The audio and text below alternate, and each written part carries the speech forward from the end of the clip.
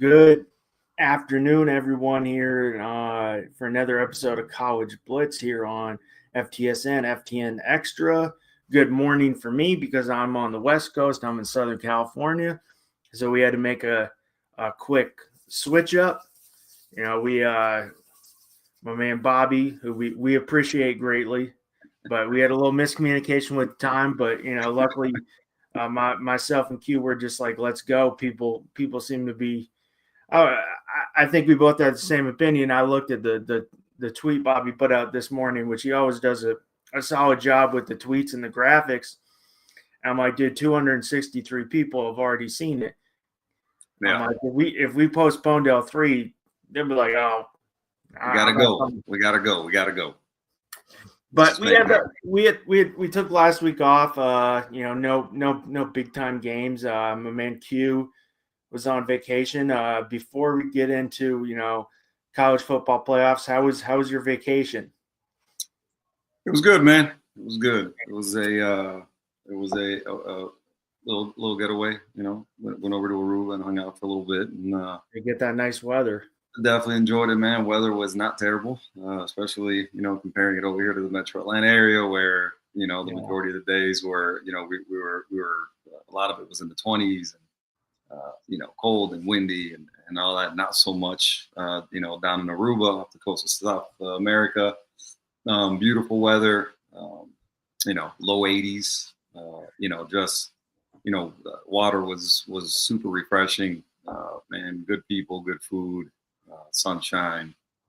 Not much to complain about, man. Not much to complain about. Oh yeah, that sounds great, man. Yeah, you're definitely down on Aruba's down on I guess not the Gulf, right? No, it's on the right off the coast of Venezuela down there in the. So you're not.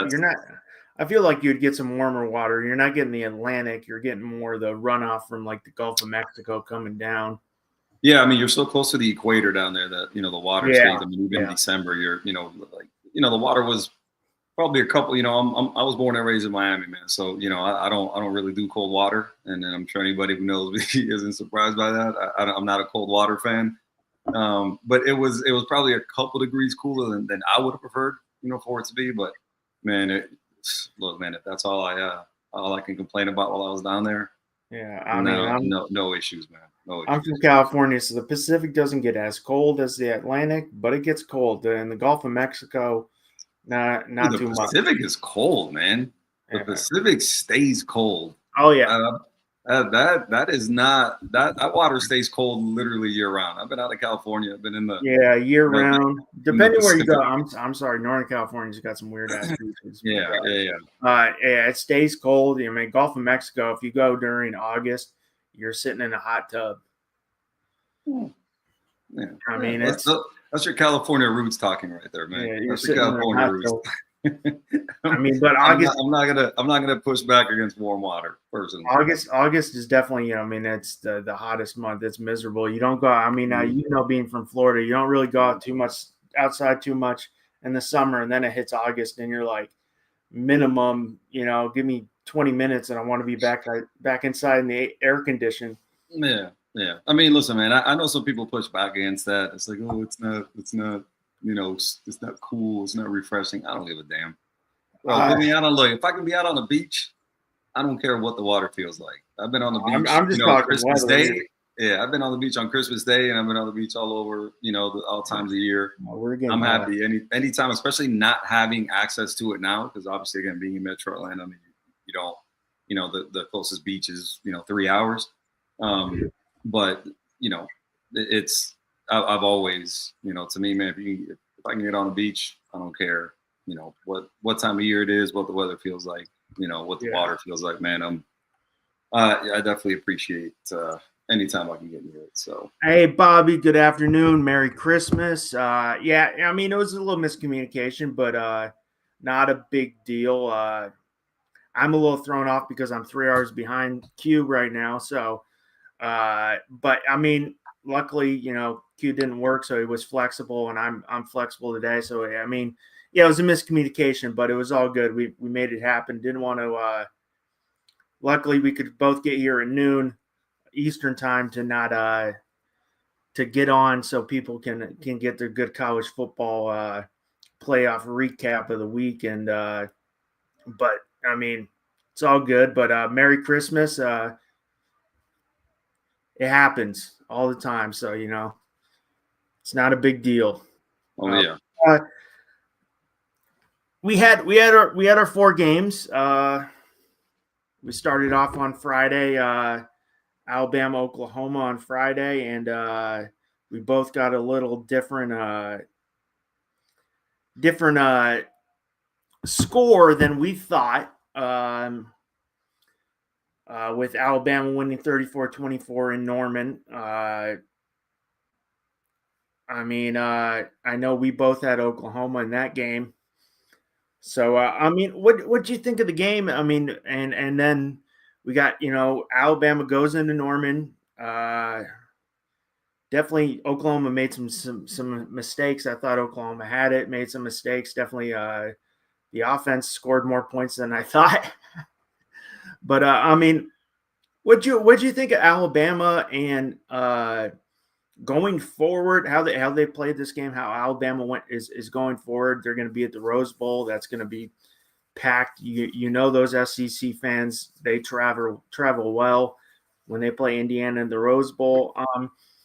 But on Friday night we had that only game. What'd you think of Alabama? Going into Norman, winning that game. Yeah, man, we talked about what we expected in that game. I given the way the end of the season had gone for Alabama and Oklahoma, obviously first and foremost, I had already played Oklahoma, having won that game. I wasn't a huge fan of seeing a rematch in terms of the second time around. We both kind of expected an Oklahoma win for the same reason, right? Ty Simpson, in that offense just hadn't looked good. Ty Simpson was the belle of the ball the first half of the season. He's going to be the first pick in the NFL draft. He's the Heisman front runner. He's da. And all of a sudden, the back half of the season, starts, and him and the rest of that offense just didn't look good. It felt like everybody had kind of caught up to what they were doing. They weren't running the ball well. Obviously, some injuries and everything like that. And the Oklahoma team, led by that defense, I just didn't think. That Alabama would be able to score enough points to really hang with that offense.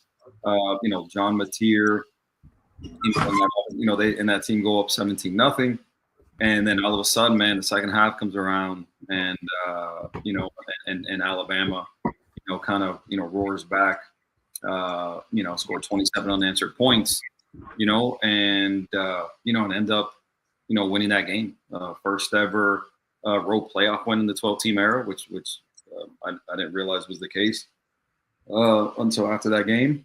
And now they get a chance to go play Indiana. Yeah. Obviously the team, team in Alabama with history galore, playing, the kind of the new kids on the block, the new #1 team, in the country, a team with, very little to no football tradition really of any kind. So it really sets up an interesting match and all places that we talked about at the Rose Bowl. So we had a solid matchup. Ty Simpson, we definitely, to start the season was definitely considered probably #1 pick, the big, favorite to win the Heisman. And definitely, everybody was hot on Ty Simpson, definitely cooled off going into the second half of the season. And then, ended up losing 2 games. They're going in 10-3, and a good game. No mistakes for Ty Simpson. 18 for 29, 2 touchdowns. 18 for 29, 232, 2 touchdowns. Not really too much like we've discussed all through this podcast on Alabama. The rushing attack didn't really have much. You had Daniel Hill, who had 9 for 43, was the lead rusher. I'm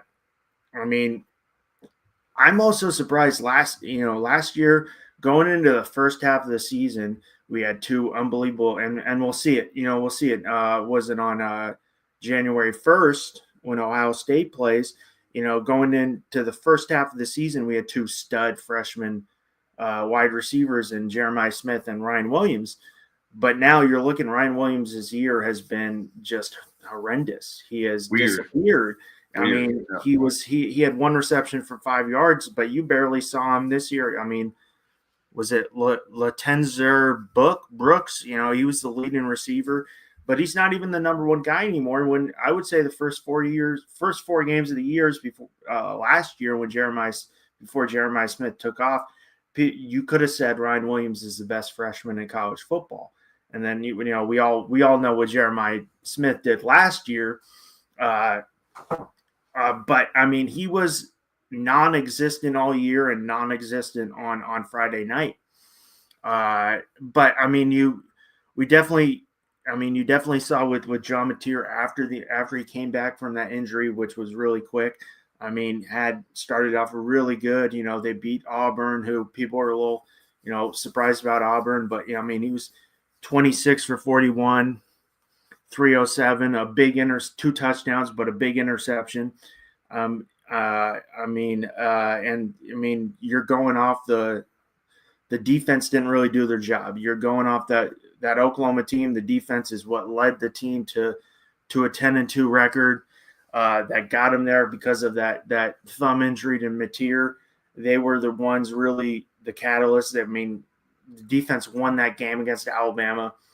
But I mean, they got 34 points hung on them. But I mean, before we get into the Saturday game, which I know everybody wants to talk about the Saturday morning game for me, because I woke up, at 8 o'clock, I had my breakfast and the Saturday morning game. But we're going to have Alabama on New Year's Day, going to the Rose Bowl to play Heisman winner Fernando Mendoza. Congratulate Fernando Mendoza.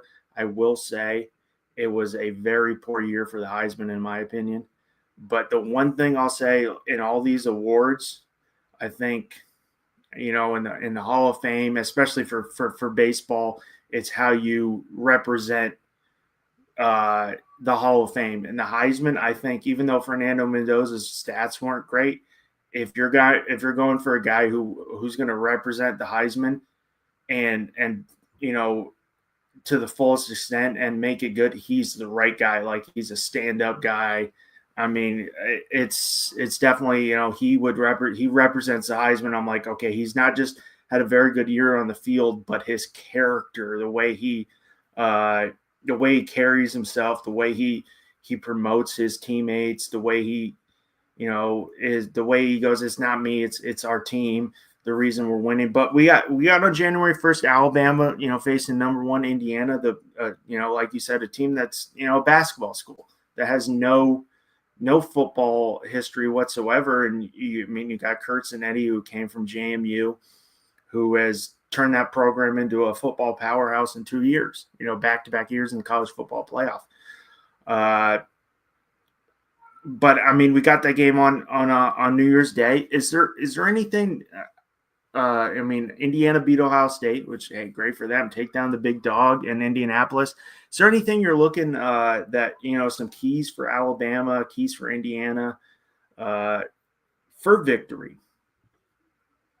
Man, look. So yeah, definitely some thoughts there. Going back to your Heisman, comments. Yeah, I mean, an underwhelming, batch of candidates, in my opinion. I guess when it came to the Heisman, I guess the only thing I would say there in terms of the Heisman, man, is there was definitely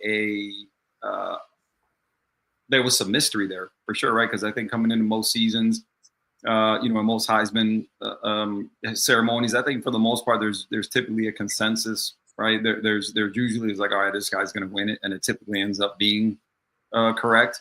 Whereas I think this year, depending on, what region you were from or who you rooted for, what conference maybe your favorite team was a part of, maybe you looked at it differently, or maybe you had a rooting interest, or, whatever the case may be. But yeah, man, in terms of Fernando Mendoza, man, a guy who threw for over 300 yards, I believe one time, a guy who was like 24th in the country in passing yards in the whole deal. Obviously, he's a guy who mattered a great deal to his team. I think this year more than ever, they almost made it like an MVP award, kind of similar to what they do in the NFL and stuff, where typically that's the best numbers don't necessarily get you the award.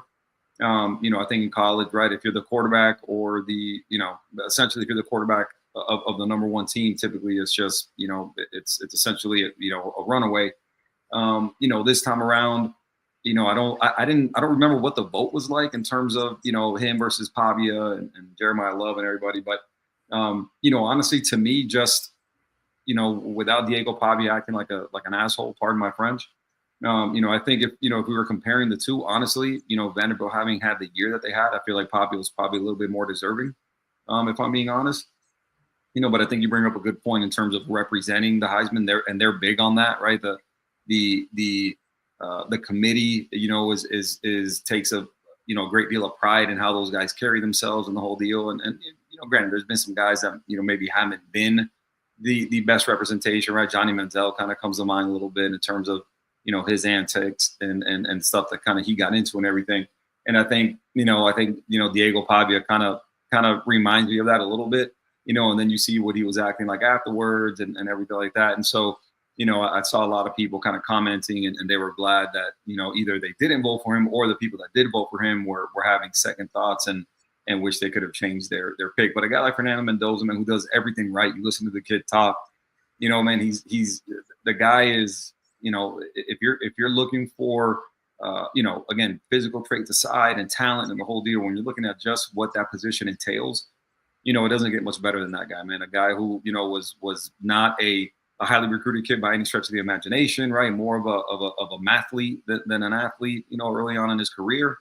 And for those who don't know, he was committed to Yale, I believe, and then kind of 11th hour commits to Cal and then transfers to Indiana and the whole deal. And so, again, man, the guy's super well spoken, eloquent, thanks everybody, doesn't take any of the credit, for himself, obviously credit to his teammates and his coaches and the whole deal. So it doesn't get much better than that, man. Again, no matter what you think he projects to, at the next level, in terms of being a Heisman winner, representing the trophy and the committee the right way, man, you're not going to get anything better than Fernando Mendoza, man. So, yeah, definitely. So definitely congrats to him. In terms of now moving on to Alabama, I think it's really an interesting contrast, man, because you look at what, Alabama has traditionally been, and what Indiana has traditionally been, and you're looking at it, and I haven't seen a spread of the game.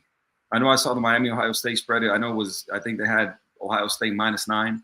I haven't seen what the Indiana-Alabama game is like, but I'm really interested to see now, are we going to get versus Indiana, are we going to get the Alabama we saw kind of roar back and win that game against Oklahoma, where everything is, oh man, the offense is fixed and, and so on and so forth. And, Oklahoma couldn't run the right. Because remember, before it's like Alabama, they've been getting run on.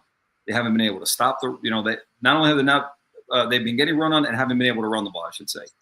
Right. And so when you're looking at a team like Indiana, with a prolific offense, it kind of makes you wonder, okay, is this something that Alabama is going to be able to contend with and everything?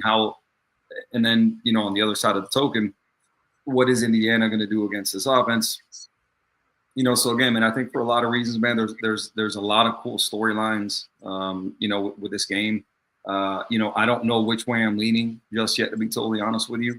Right now, if you made me put money on it, I would go Indiana just because I think they're the better team. I think they've shown that throughout the year. They beat, who everybody assumed was the best team in Ohio State in the Big Ten title game. And so, I think it's a really interesting game, man. I think it's a really interesting game for a lot of different reasons.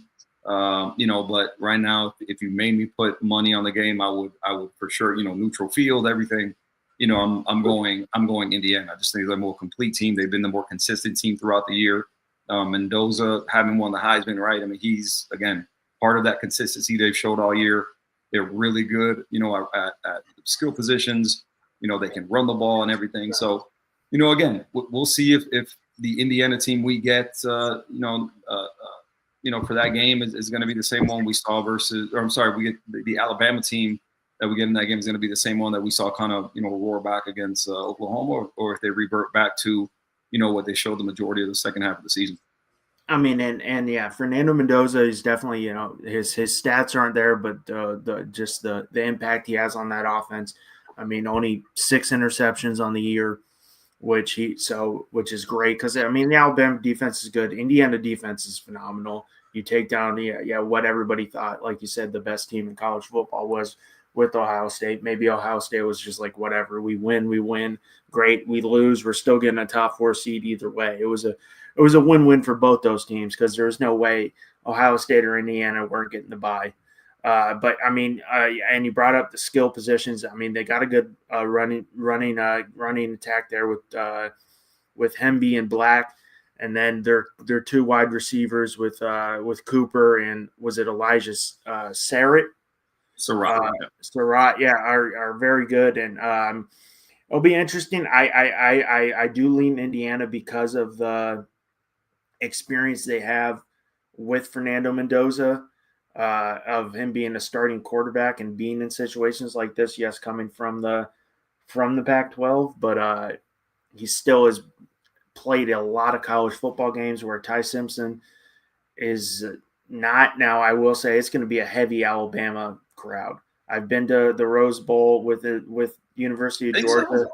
I think Alabama travels. I don't push back on that. I'd probably go 65% Alabama, 65 to 75% Alabama fans. Yeah. When I went to Oklahoma, Georgia, it was probably 70-30 Georgia fans. And it was like here and the Georgia, everywhere else was just Georgia. I mean, like SEC fans, and they travel. I mean, now I think I know a lot of people who went to University of Indiana from Indiana are going to the game. My sister's disappointed because she was going to, if Oklahoma won, was going to go to the Rose Bowl. But I'm with you that I like the experience of Fernando Mendoza with a lot of games under his belt. He has shown this year he doesn't get rattled. He didn't get rattled after he got just killed on the first play of the game at Ohio State, and he popped back up. So I do like that experience. I think he's if you know his background, and like you brought up, he's a very bright quarterback. I mean, is cerebrally there. I think he can handle the pressure. I would lean to Indiana because of that, but also their defense, one of the better defenses in college football, definitely. So I'm with you on that, but I mean, I don't know. It's Alabama.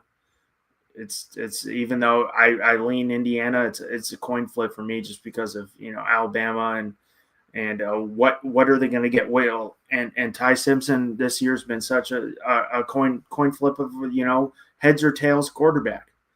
Are you going to get the first half Ty, or are you going to get Ty Simpson we saw on Friday night, or are you going to get the Ty Simpson we saw against Oklahoma, or the Ty Simpson we saw against FSU to start the year? So and are they going to be able to run the ball, which they haven't been able to do all year, which definitely opens up the passing attack.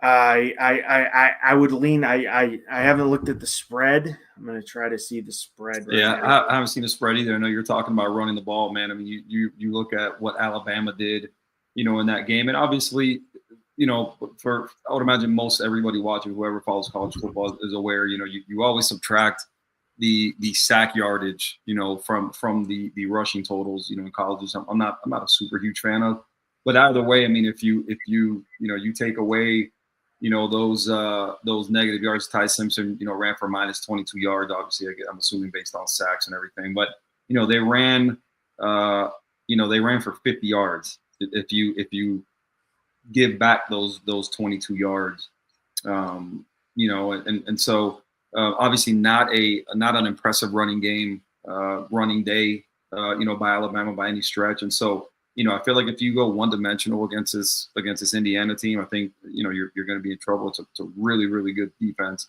They're just well-rounded. A team that not a lot of big names when you're talking about the defense. I mean, D'Angelo Pons, who's the kid from South Florida. One of the better corners in the country, especially at the nickel position and everything. But it's a team, man, that they just dude, they're really well rounded. They're disciplined. I mean, they're like top 5, top 10 in every major category in the country. And so I really think, they're going to need more than their name, to get through this game. I think, Indiana.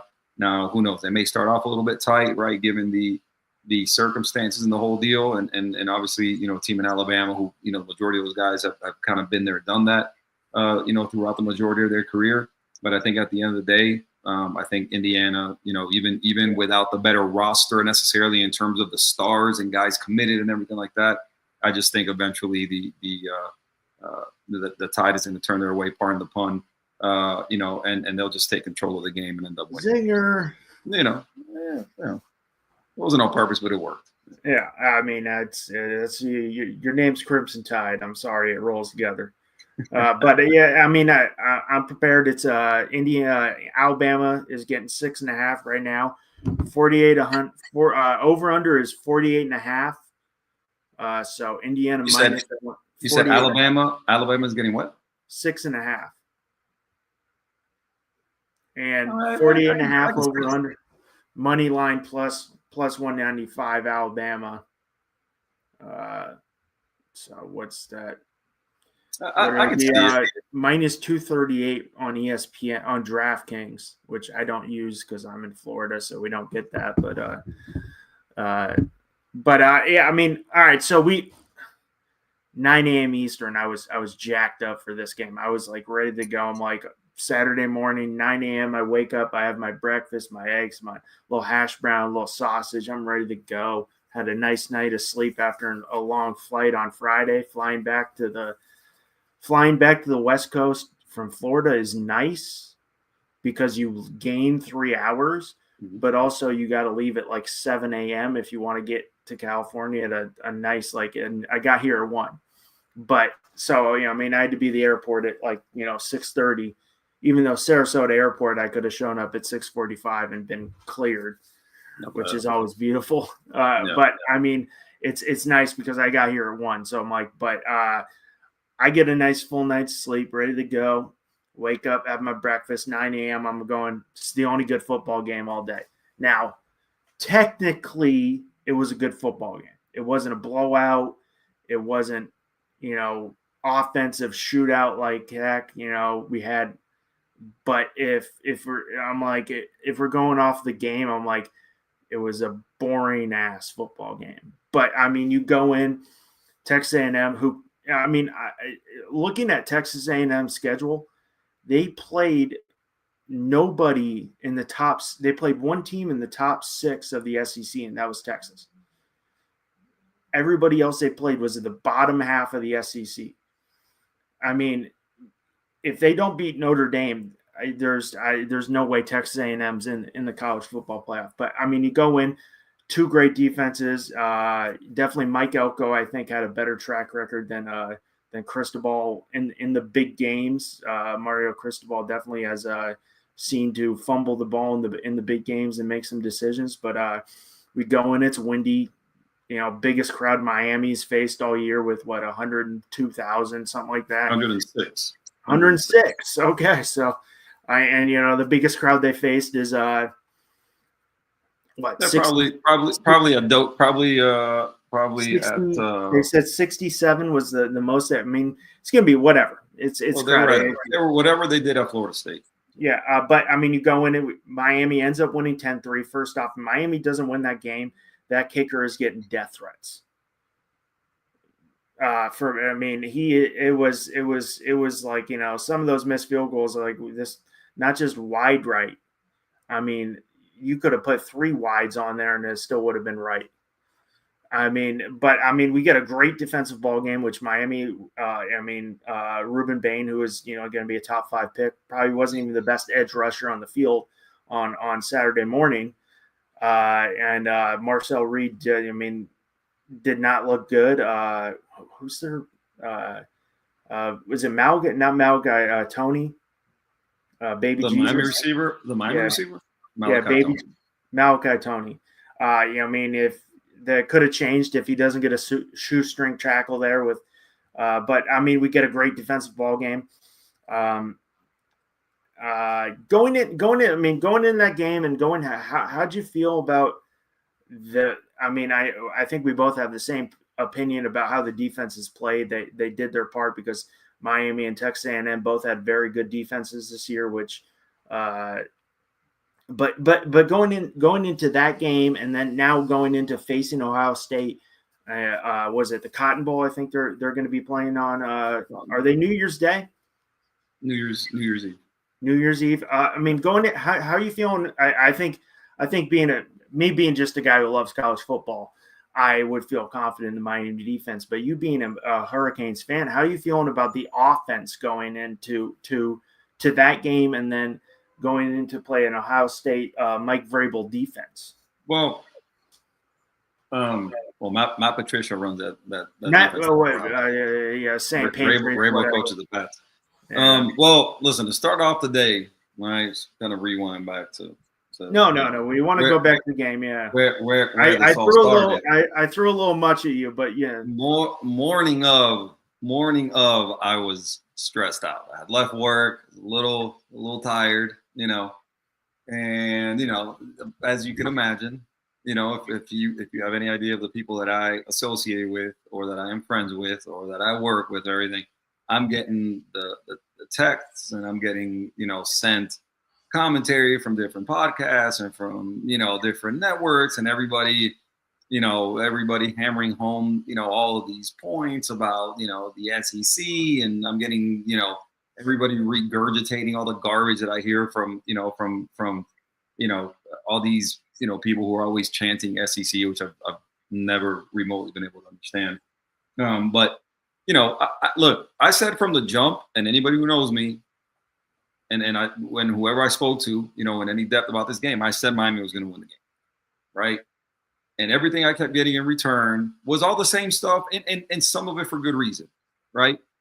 If you want to start with Mario Cristobal, right? And I know you mentioned stuff about him, and big games and the whole deal. Let's not forget that he has coached at more than Miami. He was at Oregon, right? I mean, yeah.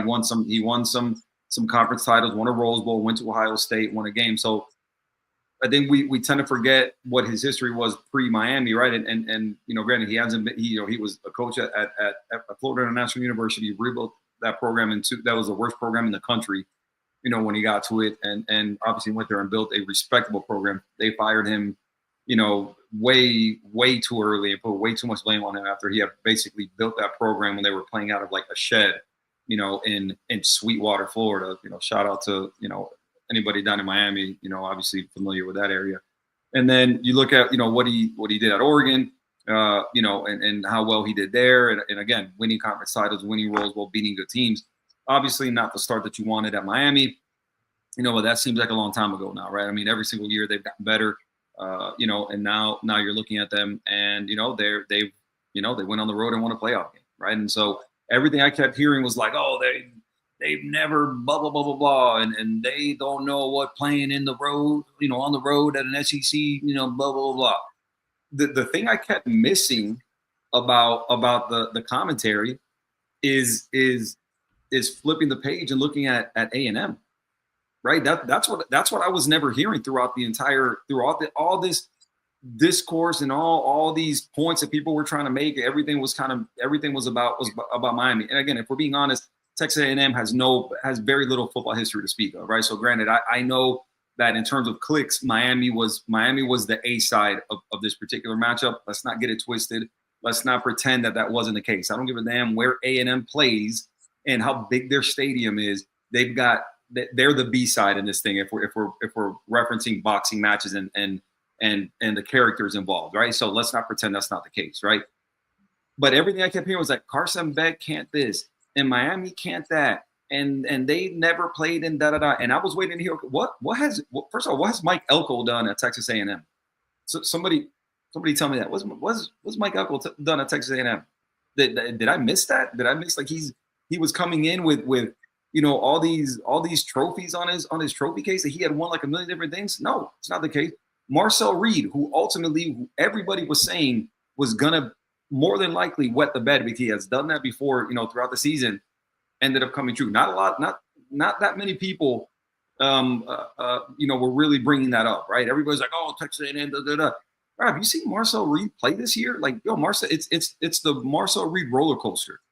right? And he's kind of similar to to me, he kind of reminds me of Cade Klubnik in that when you play UT San Antonio, when you play some bottom feeding SEC team, then yeah, he does great. He throws for 1 million yards, runs for 1 million yards, throws for 96 touchdowns and the whole deal.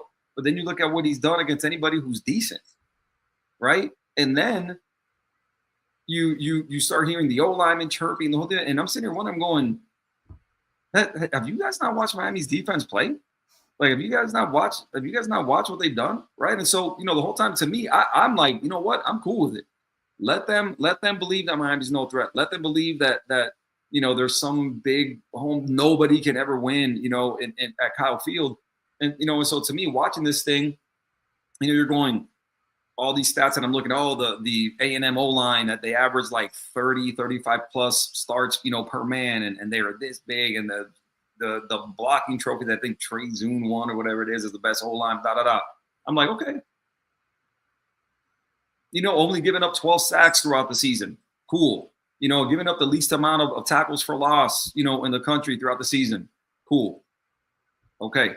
You know what? Now you got to line it up against what a lot of people think could be, the best D-line in the country. Definitely the best defensive end tandem in the country, right? I know what Texas Tech has and everything like that, which, Romello Height and David Bailey and the whole deal. Cool. I get that. I would take the Miami guys. Maybe I'm biased, but again, we see what they did. Akeem Mesidor by himself had 11 pressures, right? They sacked Marcel Reese 7 times. He had been sacked 12 times the entire season, right? Oh, he's going to run and they're not going to be able to. All right, cool. All right. You take away his yardage from their running total. And I think as a team, they ran for something like 60 yards or something like that. So, again, man, all these advantages, all these built-in excuses that, that people had about, why one thing was going to happen or why the other thing was going to happen. Oh, Cristobal is going to blah, blah, blah, blah. And where are we at? Where's all the commentary? Now look at what happened. Right. And so, again, man, I will definitely push back on the fact, and I know I was getting, your text, you were saying it was a boring game.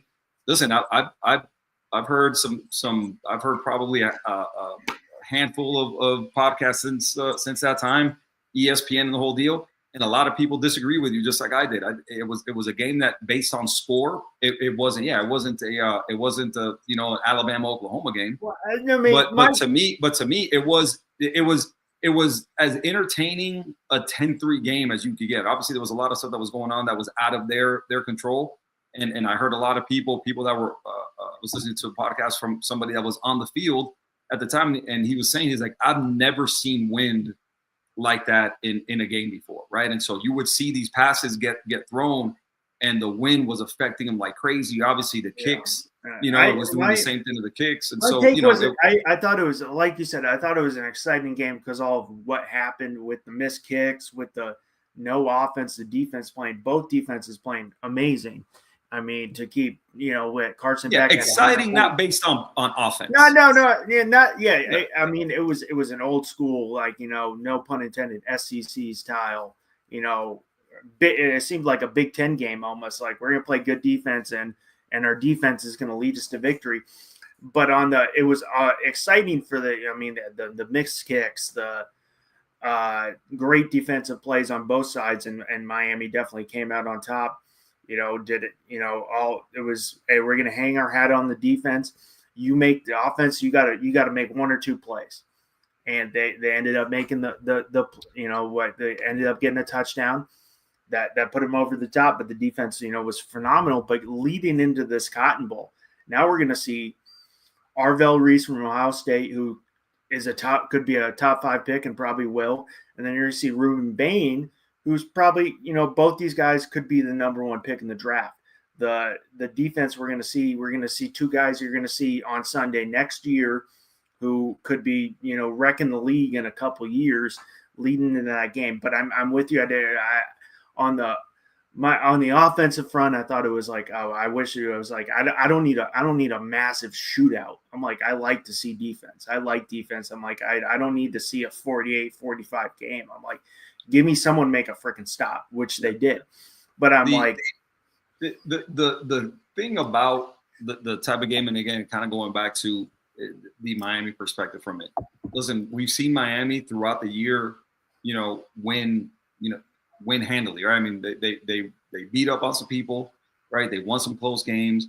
They've done it scoring a lot of points, right? And now you look at for their first ever playoff appearance, first ever playoff win coming on the road, they did a lot of stuff now that you have to really look at and go, for a team that maybe, a lot of people, the 10th seed, the last team in and all this and that, maybe a lot of people were maybe, because again, I saw most of the projections had Texas A&M winning the game, right? For the most part.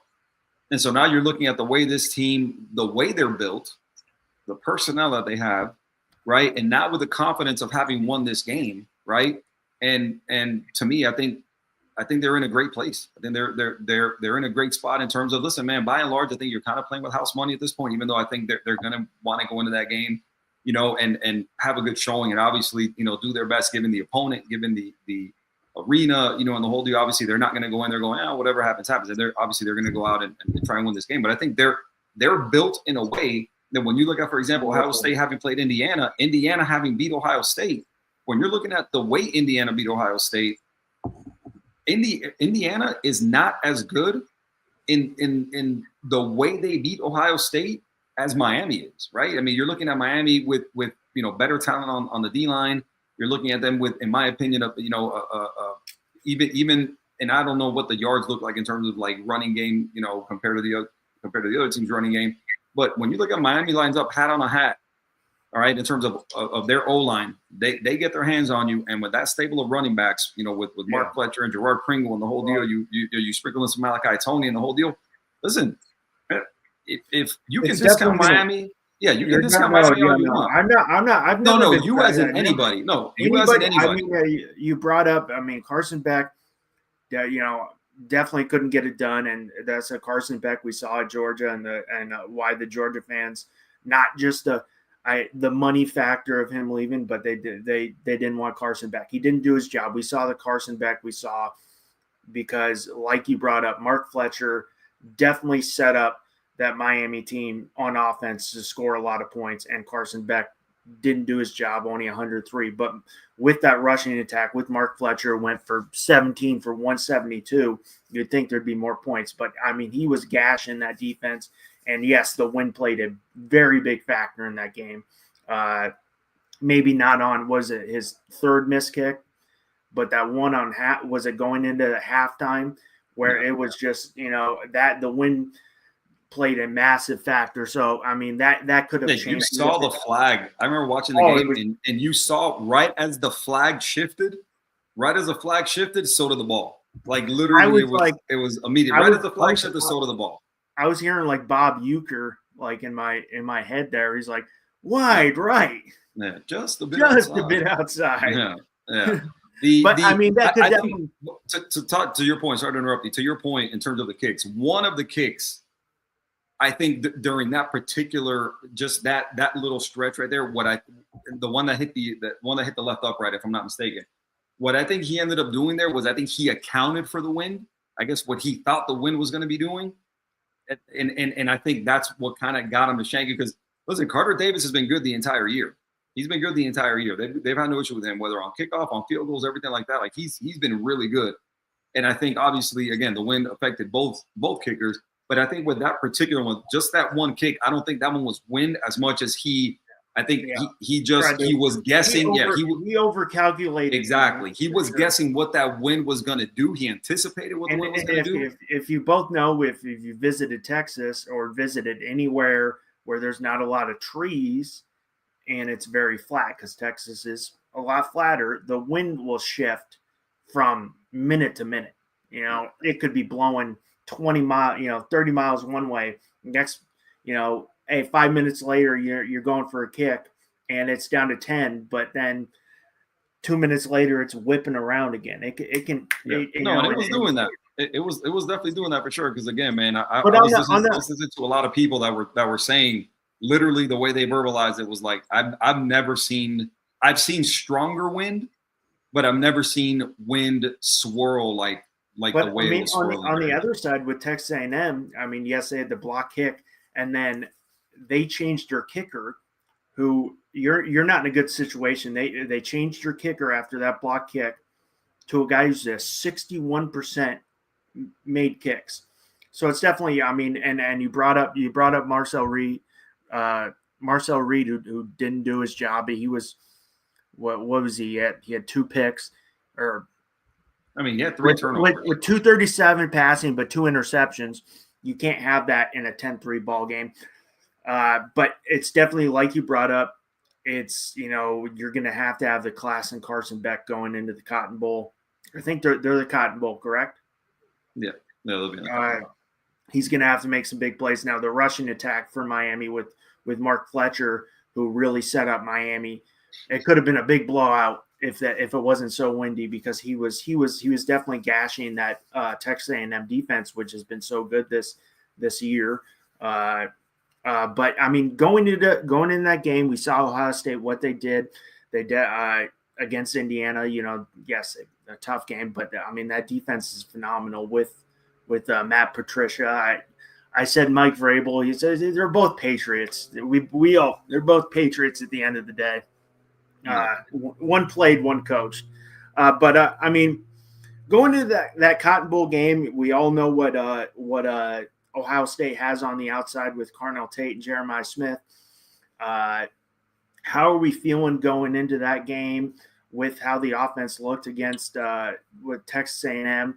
The defense from the defense from Miami last year, I will say the recruiting Miami did this year, from the defense we saw last year to the defense we saw this year, and Miami, is leaps and bounds better. I mean, as great as Carson Beck is, I wonder what Cam Ward would have done with that defense. Yeah, and obviously, man, that stuff has been brought up, on a number of occasions throughout the season, man. I mean, last year's offense with this year's defense. I mean, who knows, right? What could have been. I don't even want to think about that. It's kind of to think about. It's like, man, what if, right?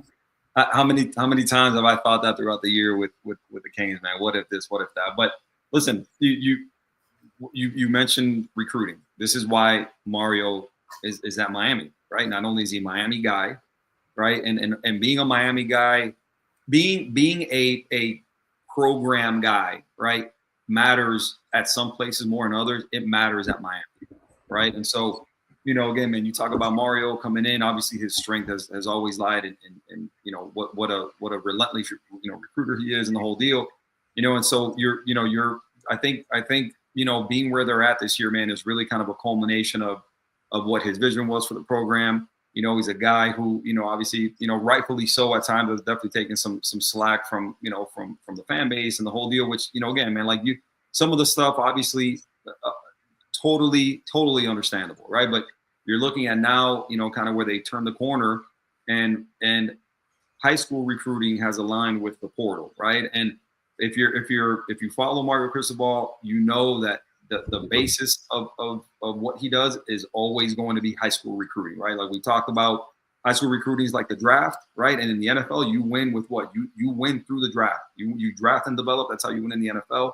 In high school, you look at in college, you look at your best teams, and by and large, right, with a couple exceptions here and there, obviously Texas Tech being the very obvious one, you recruit well, develop, you supplement through the portal, and that tends to be, how you that's a blueprint for winning, right? And so a Mario team is always going to be built through high school recruiting.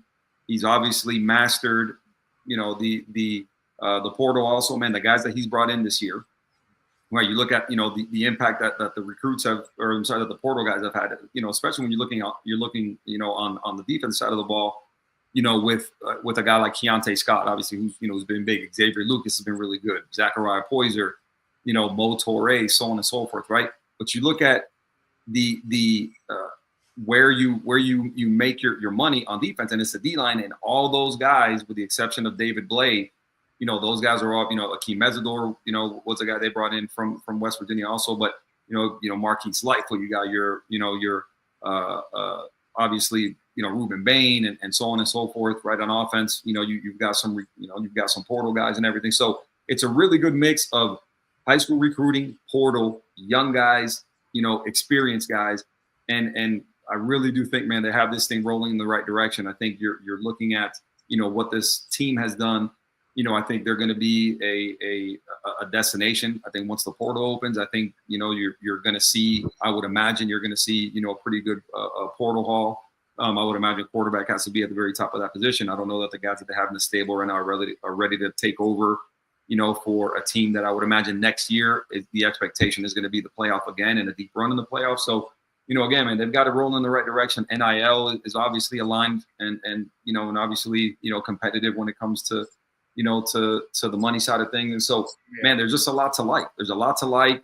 And just the way they're doing it is something that I feel is sustainable, right? It's not just flash in the pan guy, let's hit the portal heavy, and ignore high school recruiting, essentially kind of like Florida State has done, and it's really cost them here, recently.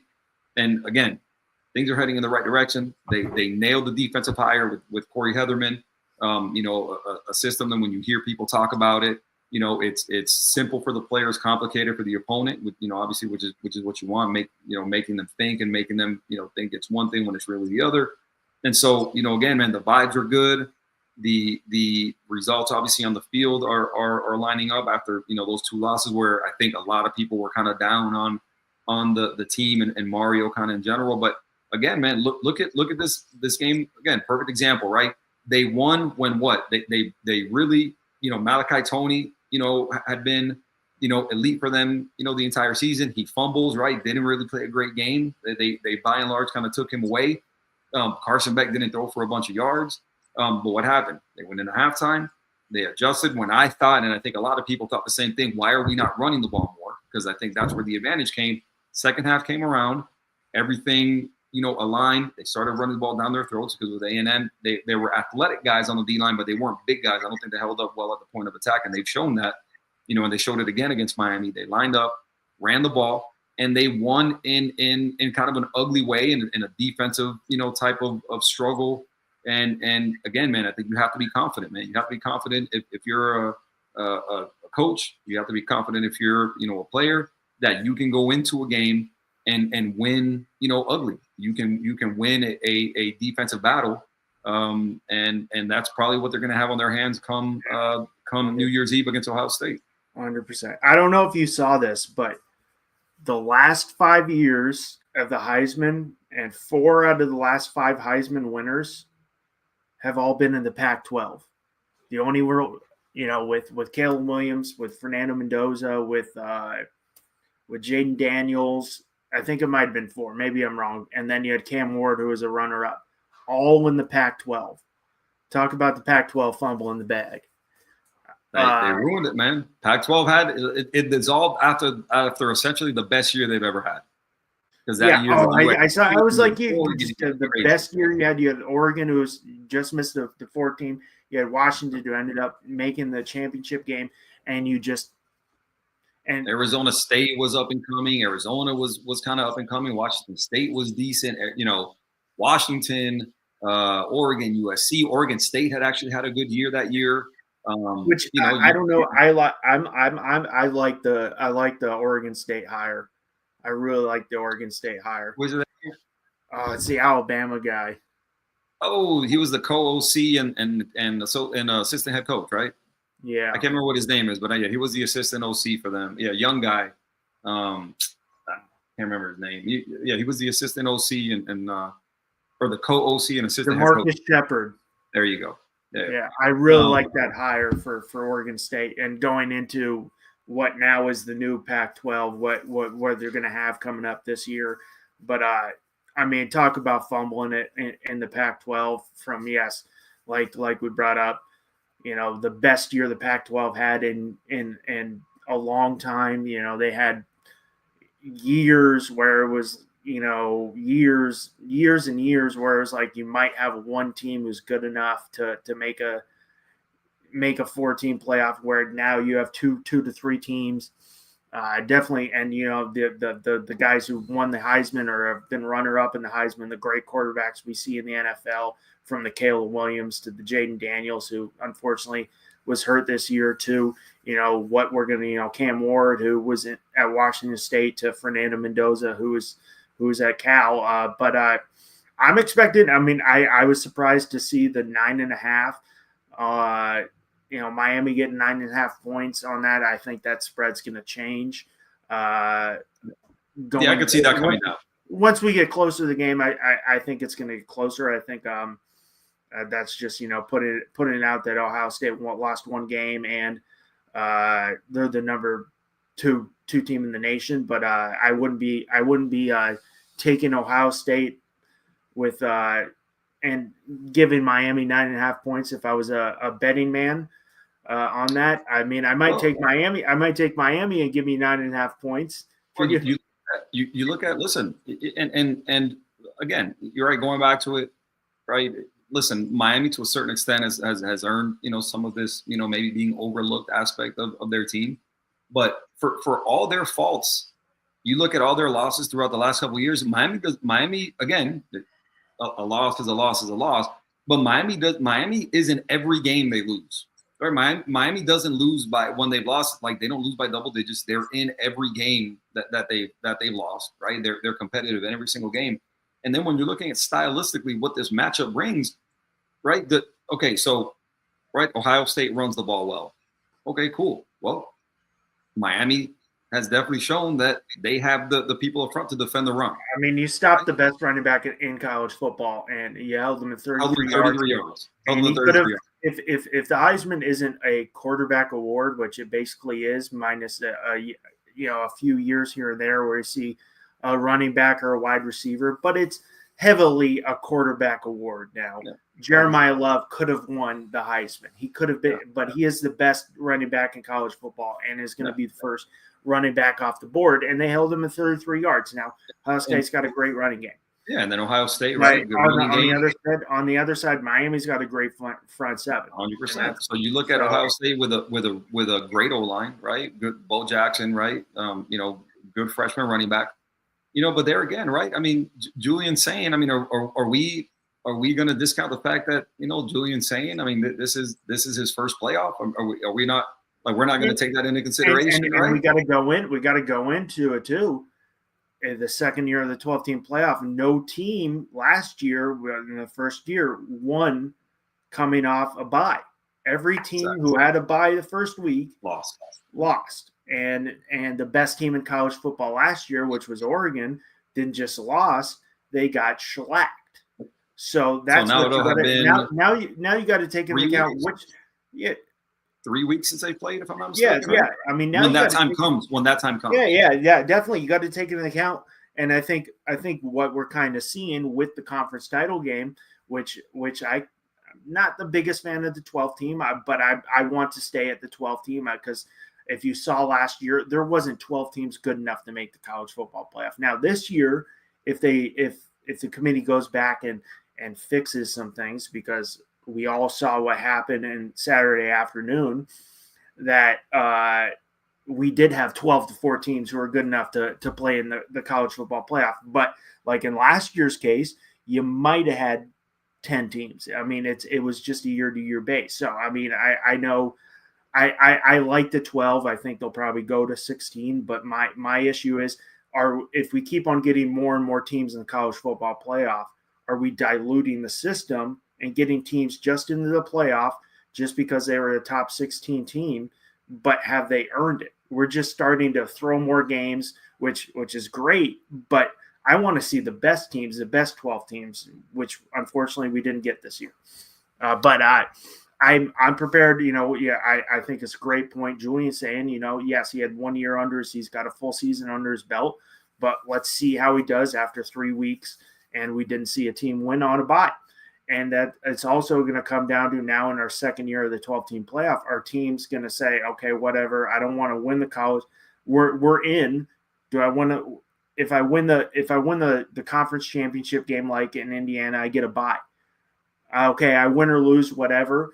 Would you rather be? I want to play. I want to get my guys ready instead of 3 weeks of playing 7-on-7 football and playing your team. Do I want to go out there and play the game? And because Miami's going to be geared up, and Alabama's going to be geared up. They've played a game. It's gonna. I just. What is the coach's decision on that? It's like, hey, do we want the 3 weeks off to get our guys healthy, or do we want the competition to get out there and play? And in my opinion, I'm like, hey, I'd rather, take my week and a half or 2 weeks off, Miami a little longer, Alabama a little longer, and play a football game to get my guys going instead of, like we saw last year. They had 3 weeks off and, Oregon came out flat. The best offense, one of the best offenses we saw in college football last year. They came out flat. And we didn't see a team who got we had a 7-8 championship game, which turned out to be a great championship game last year. I think every team and every coaching staff, I think that's going to be such an individual type of feel and such an individual type of choice, that they prefer, right, for their teams, right? If your team is kind of nicked up in the whole deal, obviously you'd a team that's nicked up and maybe like a veteran team, maybe you prefer the rest, and maybe if you're a team that's kind of healthy and on the younger side, maybe you don't want the long layoff, right? So again, I think team to team, I think it's a very just individual type of feel and individual type of choice. I think if you're if you're a team that went out, like Alabama, Miami, and won the first week, I think you're happy you did it, right? Because now you're rolling, right? Now you've been rolling, in it. You got the momentum. You played. You've been in it, exactly. You've experienced a game. You won it on the road, right? You now, if anything, right now there's a benefit of, listen, we already run on the road. Now we get to go to a neutral field and not have to deal with, for example, in the case of Miami, not have to deal with the same crowd, not have to deal with the same weather conditions, right? And so, I would imagine for them, again, from everything I've heard, there's a couple of guys that are kind of nicked up and everything. So I haven't seen and I think it's too early to see an injury report because, we're a little bit, it's the 22nd today. They don't play for 9 days, but, I think probably some guys that now they could use the rest, right? But I think by and large, if you ask Miami and Alabama, I think those guys are ecstatic that they've already played and kind of been able to shake off the jitters and now they know what this feels like. Yeah. And now I think they're ready to go. I mean, and you're going to the Cotton Bowl for Miami and the Rose Bowl for Alabama. So it's not like Ohio State is playing in Indianapolis or something like that, where it's right down the street from Columbus. I mean, not right down, but a lot closer in Miami. Or the Rose Bowl is a far travel for both teams. Also, I do say that this 12-team playoff, I blame the ACC of what we had in the afternoon games, because if they did the right thing, I get it. You got to go off there, but it should have been Virginia and Miami in the ACC championship game. Now, hey, congrats to Duke. You did your job. You won that game. I mean, that's impressive, but still, this is what. The ACC set this up that we saw we saw a rematch. Ole Miss beat Tulane 45-10 in the regular season. We saw a rematch, and I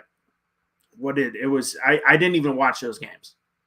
I didn't either. I watched the NFL games. I was I was like, no point. There was nothing to watch. I mean, Ole Miss won 41-10, so Tulane has scored 20 points against Ole Miss in 2 games.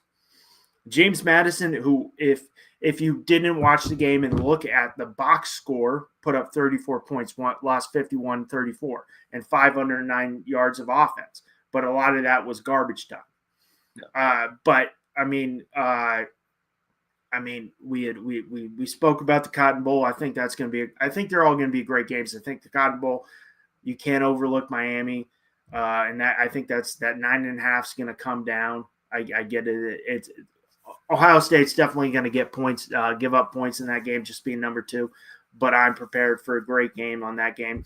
Well, and there's also could be some drama if we get 2 teams that win that bracket. That if Miami and Georgia win, we could get some serious drama, which I know a lot of people in your neck of the woods would love to see with Ole Miss playing Georgia. If Georgia wins, it's going to be the Gunnar Stockton Carson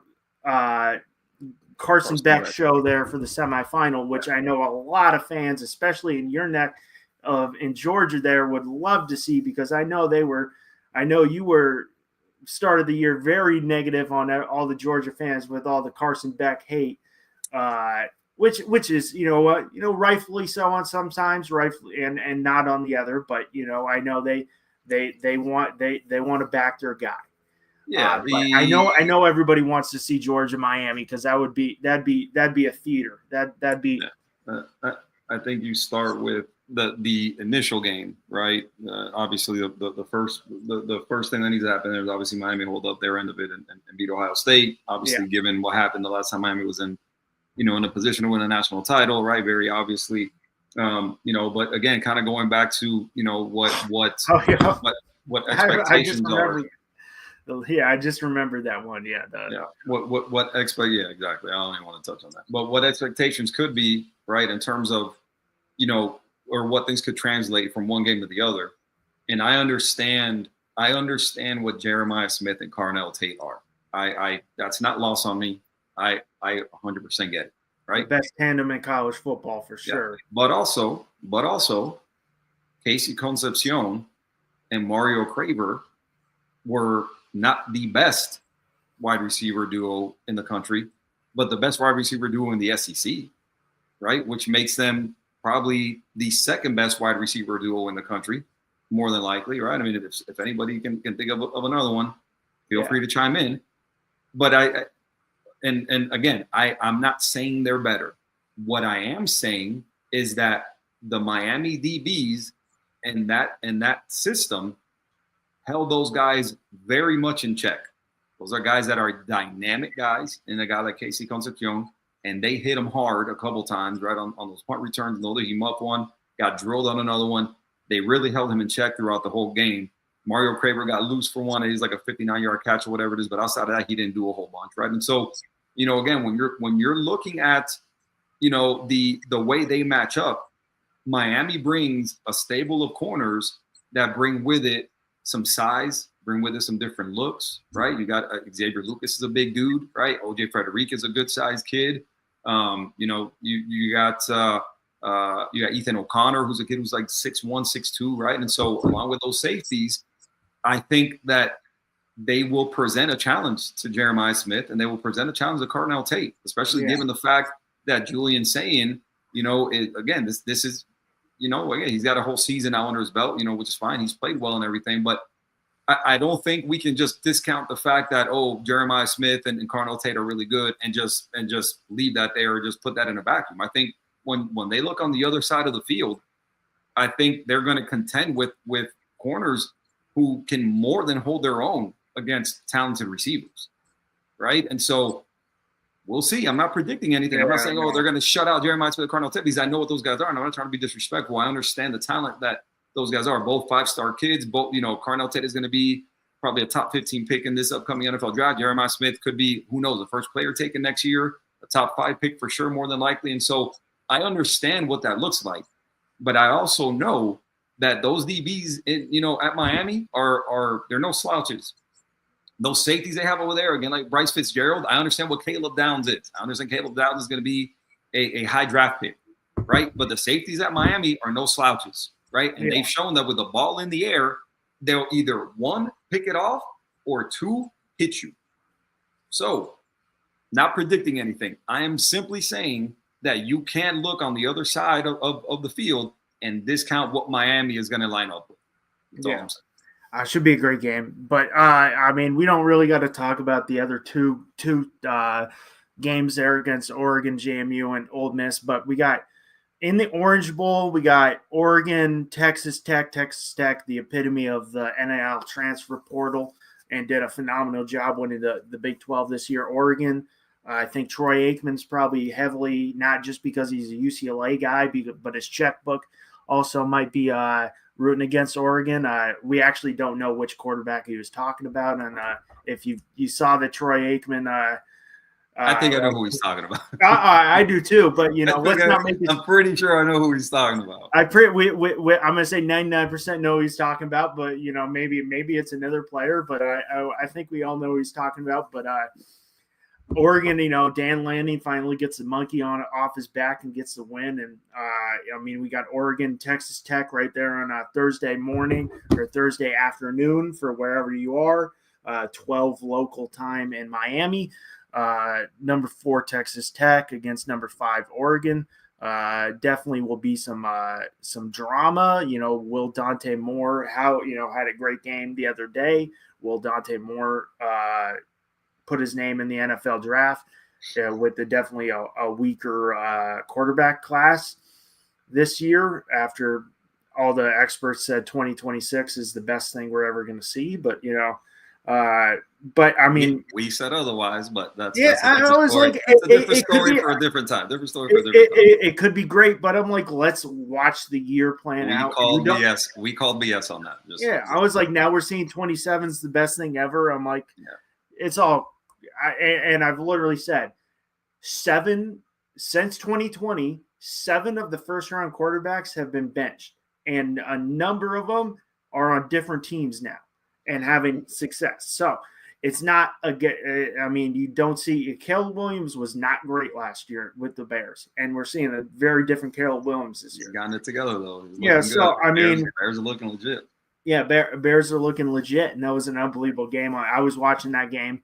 I was like, "This is done," and I'm not watching college football because there's no point to watch college football, unfortunately. Which I'd rather, I wish I could have watched college football, but I'm like, I'm not torturing myself watching a blowout. We got Oregon, Texas Tech. Texas Tech really turned that program around there in Lubbock.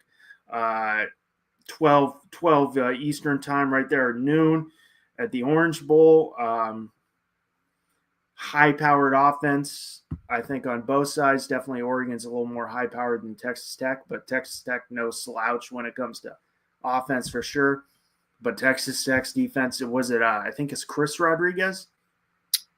Yeah, the linebacker. Who, everybody's saying he could have been a Heisman guy too. Yeah. Listen, they recognize him. He won the Butkus Award for the top linebacker in the country. So props to him. That defense is legit, man. That defense is legit. I'm interested to see how that offense, comes out and plays. But the defense, man, when you're looking at Rodriguez, when you're looking at, again, Romello Hyde and David Bailey, guys, who are, being paid a ton of money and who definitely, produced like such. That defense, again, man, that defense gets after. That D-line is legit. Again, man, they're the new era of college football personified, right there, right in front of you. Texas Tech, who by and large, again, they've had their moments because they've had some good quarterbacks and everything like that. So they've had some really high-powered offenses. Cliff Kingsbury, they've obviously, Pat Mahomes, and they've had some guys, kind of sprinkled in there in between. Always, run and shoot with Mike Leach and everything like that. Your air raid type systems. Your basketball scores, right? I mean, it's 64 to 58 type games and everything, right? Defense optional. But again, Texas Tech, who we've never really seen, in this position before, right? And again, they've had some okay teams, but the defense that they're playing over there is legit. Props to their head coach, Joey McIntyre, I think is his name. A guy who had a storied high school coaching career in Texas, and was elevated, to head coach, without any, prior college coaching experience, if I'm not mistaken, and who's really taken advantage of this money being spent in Lubbock, and is running a really good program over there, man. Yeah. Seems like people are happy. Texas Tech number 3 in points allowed this year, and number 3 in yards allowed. And Ohio State 213's 1. Texas Tech has 254 yards allowed this year, and then Indiana 257. And Miami's number 4 in sacks, most sacks on defense this year with 41, and will be in that term the top rated. But doing a great job at Texas Tech, and definitely not what we saw. Not a Texas team we saw. I will, hats off to Q for saying Texas Tech making the Big 12 title game. I'll give him a props. Hats off for that call. We'll see what Oregon does. I mean, definitely, if it's not the new run and it's the new run and shoot for the last 15, 20 years for sure in Oregon, and they high powered offense. I want to see how Dante Moore does against that defense. I mean, I want to see how Texas Tech does because, I mean, minus BYU, who we all have, our opinions on BYU, they still ended up in the top 15. So you got to give them, you got to say they beat a top two. They won 2 top 15 games, even if you don't feel they were that way. They at the end of the year they're still in the top 15. But this is by and far the best offense and best team they're going to play at the Orange Bowl in Oregon. So I want to see how they handle it. I'm sorry Utah doesn't do it for me this year. I just didn't do it. I didn't think they were as good as they were getting ranked. So it's by and far the best team they're going to face. See how the defense does. We saw what Texas Tech's defense did both times to BYU, but if we know what Dante Moore is capable of doing, the defense is going to have to lock it down. And I think Texas Tech definitely is going to have to hang their head on the defense this week or next week, excuse me. But we'll see how it is. I'm still expecting a great game there, and see what that spread is for that game. College, that's Oregon's getting 1.5. I mean, Texas really? Tech's getting 1.5. Okay. I was curious to see how that opened up. I wasn't Texas sure who the favorite was going to be. But it's basically a coin flip. minus 115 Oregon, minus 105 Texas Tech. So it's a coin flip game. Yeah, I mean for good reason. For good reason. Yeah, very very good reason. It's a pick'em game. Yeah, I mean, but I mean, I'm expecting a great game there. But we're going to the All-State Sugar Bowl, and we've got Georgia coming in at 12-1. And we've got Ole Miss coming in at 12-1 with their head coach coaching from his living room. Oh, shoot, he's not there anymore. Nope. I mean, on Ole Miss, we're getting another rematch. They did play Georgia this year and lost 43-35 in Athens. But it's definitely, I know my man Q's had a couple words about Gunnar Stockton, but he's definitely lived up to the hype and played good this year. Losing one game to Alabama, a tough game to Alabama, but has turned it around. I mean, and we're going to get a good SEC game, and we'll see how Pete Golding, correct? Golding, yeah. How he does with his now his second game under his belt there for the Rebels as their head coach. But going in this game, there'll be the last game of the day, 5 p.m. Eastern local time on New Year's Day in the Sugar Bowl. What do you expect for this game? It's interesting, man. This game, obviously, like all of them, I mean, they bring their own sets of interesting storylines. Obviously, Ole Miss, not having Lane Kiffin. But I think, if I'm not mistaken, they're keeping. I think Charlie Weiss Jr. and the rest of the offensive guys, I think, are going to stay on to coach this game also, if I'm not mistaken. I know. Yeah, which I would imagine, if that's the case, that's going to help them, right? Because you don't want to go against a team like Georgia with just brand new everything across your offensive staff. So I think they've got enough talent. On offense to definitely keep it close. I think, Charlie Weiss Jr. still being there, calling the plays and everything, brings them that continuity. And, I think they've got enough defense to make it interesting. I've still got, Georgia winning that game. But again, I think it ends up being, a good game. Obviously, Trinidad Chambliss is a guy who you have to account for. He can run it and throw it. You've got good talent on the outside for Ole Miss. Your running backs are really good and everything. So, again, I think if I would definitely like to see Ole Miss try and establish a running game against Georgia. We'll see how that goes for them. But I've still got. Yeah, I've got. I think at the end, I've got Georgia winning that game. Though. Right now, it's Ole Miss is getting 6.5, minus 250 Georgia, plus 205 Ole Miss. On the spread, I'm with you. I think Gunnar Stockton has proved a lot of people wrong this year. He's been able to win the big game. Him having the physical running ability has definitely helped that offense. Definitely has some good receivers on the outside with,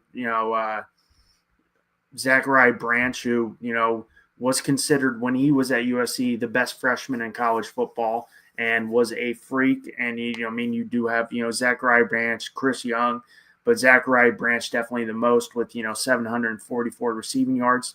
Definitely helps Trinidad Chambliss had a phenomenal year coming from a D2 Ferris State, who I'm pretty sure they're in the D2 championship. I'm not really up to par on my D2 football, but I did see something like that. But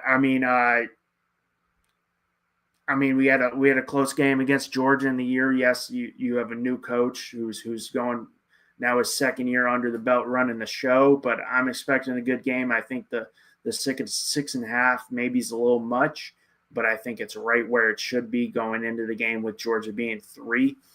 I will not be betting on this game. I just don't want to lose. I just want to see great football, Q. And if I was a fan of either, my opinion being a fan of them, I never bet on my team, because if my team loses and then I bet on my team, I've lost twice. So I didn't just lose my team didn't just lose. I lost money. And then also I think, I bet on my team. The reason they lost is because of me. Oh man, if only it came down to that, huh?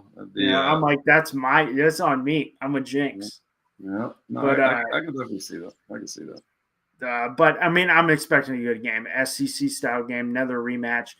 But we could get some theater if we get what everybody, if Miami ends up going down and beating Ohio State, you could get a Gunnar Stockton, Carson Beck game. Now, who knows? We're just, you never know what's going to happen there. But I think the NCAA would not complain about that, because they wouldn't hate that, would they? The lead up with the reporters would love that, because there would be storylines for days. There would no be lack of storylines, but you got to play the game first, and I'm expecting 4 great football games. I'm jacked. I think we got the 4 best teams left in college football. Even though Miami is 10, I still think, in my opinion, this year there was 1 through 12. I couldn't tell you who would have won. Now it was 1 through 10 this year, because we did get 2 group of 5 teams. But I could have told you, you could have made a case for, if Notre Dame made it, they could have won it all this year. And I think this is the one of the better fields we've seen in a while, competitive fields that on any given day, most Saturdays, that any team can win. Yes, Ohio State is number 2 playing Miami, but I would not it would not surprise me if Miami wins the game. They're just, with the talent they have on the defensive side, with the talent they have on the outside with the running back, I wouldn't be surprised if Ole Miss won. Even after losing their head coach, that would not. I wouldn't surprise me, and that would be a kind of another shot to Lane Kiffin. Like, hey, you went to LSU, you just had the best season in Ole Miss history, and now I'm ready for 4 great games, and I'm ready to get on here and talk after the games, and I wish we had more college football and the season didn't go as quick like we've discussed, because it's now it's the bowl games don't even matter, and I'm just like, we've got a couple more games. We've got 3 games left, which I'm not happy about, being a guy who just wants to watch college football and great games, but it's gone way too quick for me. Yeah, I wish our very first pod, man. We talked about. I will say, me and Q. I knew him from jumping on. I knew you. I was like, I watched the NFL Draft podcast K3. So I'm like, and then Bobby is like, hey, would you do a college? Are you interested in the college show?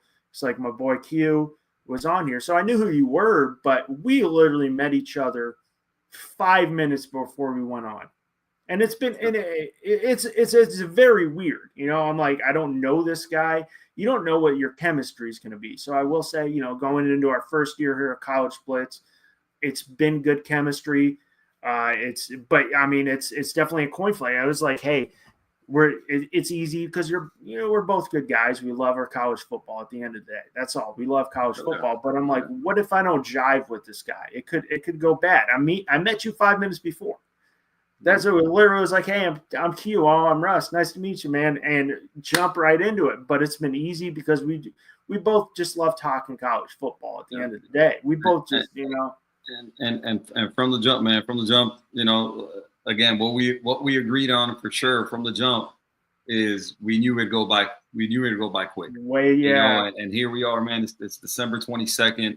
You know, we're down to, you know, to the last 8 teams in college football, and you know the NFL season is kind of coming down to the end now. With just a couple games left in the regular season, and so, you know, it's great because, you know, you're going to see the best teams in the country play, right? There's no more cupcakes. Everybody's essentially playing the best teams they've played the entire season now. And, you know, you're looking at Miami playing Ohio State, and, you know, Texas Tech playing Oregon, and you know, Ole Miss playing Georgia, you know, and the whole deal. And so, you know, when you're looking at those matchups, man, they got to excite you, you know, based on, you know, the quality of teams that you have.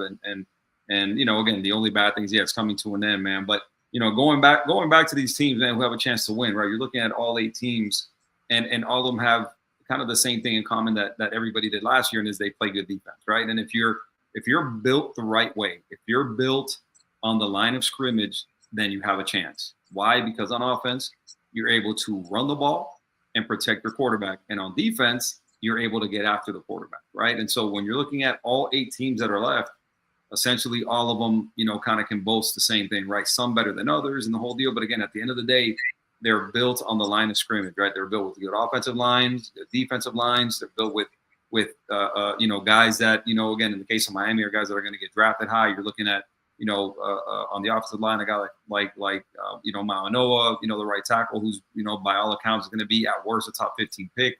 You know, on the defensive line, you've got, you know, Ruben Bain, who's probably going to be a top 10 pick. Akeem Mesidor, who'll probably be, you know, maybe because of his age, maybe a late first round pick, early second round pick, you know, and so on and so forth. And not only the guys who are the headliners, but then all the guys kind of behind them. And so, you know, obviously some strength at different, you know, position groups on other teams and everything.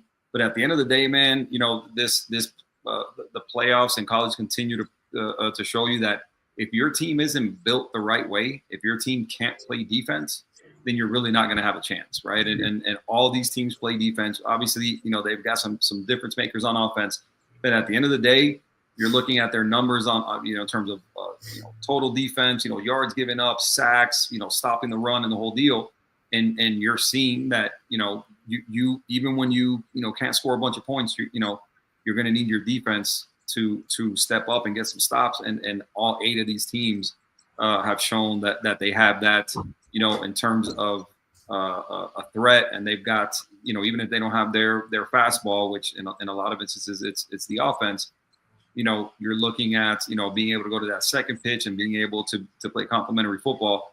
And all 8 of these teams have shown that they can do it because they're good on both sides of the ball on the line of scrimmage. And so, you know, it's going to be really interesting to me, man. It's going to be super. It's going to be fun. It's going to be interesting. It's going to really be, you know, I'm curious to see how. You good? Yeah, sorry, I just got a bloody nose. Oh wow. We're here just live on the pod, man. We just got a medical. Yeah, I held up my hand. I was like, oh. I felt. I mean, I got hit with the baseball when I was a kid in the face, and broke my nose. You're out there in that dry weather, man. You're out there in that dry weather, getting those. Never been the same, and I haven't got one in a long time. But that was just like, I kind of felt. I was like, oh, maybe it's a little sniffle, and I just kind of went like this, and I'm like, oh shit, that's blood. Yeah, you got a little medical emergency here on the pod, but we'll let's go ahead and take it to the end, man, so you can address what you got to do with it, man. Sorry, definitely excited for these games, man. We'll get back here, you know, next week and kind of preview everything and see where things stand in terms of the you know, in terms of the these big matchups, man. But you got anything else, man? I'm good, thank you. It was great getting on. I'll be back in Florida next time we're back on, or I'm back on Friday or on Monday, excuse me. Cool. So I'm back on the 29th. But definitely get back on. Sorry about the bloody nose just randomly happened. I was like, that's blood on my hand. Oh, I better run on and get some tissue. Yeah. Do your thing, man. Do your thing. So, yeah, definitely we'll get back on, talk a little preview if we can, talk a little recap. Like you said, I'm excited for these games. Just being a football fan. Absolutely, man. So again, for my boy Russ with the bloody nose, I am Q. Appreciate you guys joining us. If you like what you heard, do us a huge favor, man. Go on YouTube and subscribe to the channel, College Blitz, as well as all the other channels on the FTSN and FTSN Extra networks. Great people putting up some great content out there, man. Whatever your likes are, college football, pro football, wrestling, hockey, everything, man. We got it on the networks, man. So follow us on X/Twitter at Russ on Deck 2, as well as Hate Football Pod, the I Hate Football podcast on Instagram and YouTube. But again, from my boy Russ with the very bloody nose, I am Q. We will talk to you guys soon. Y'all take it easy. Merry Christmas. Merry and we'll Christmas. See you guys soon, man. Merry Christmas. Have a good one. Peace.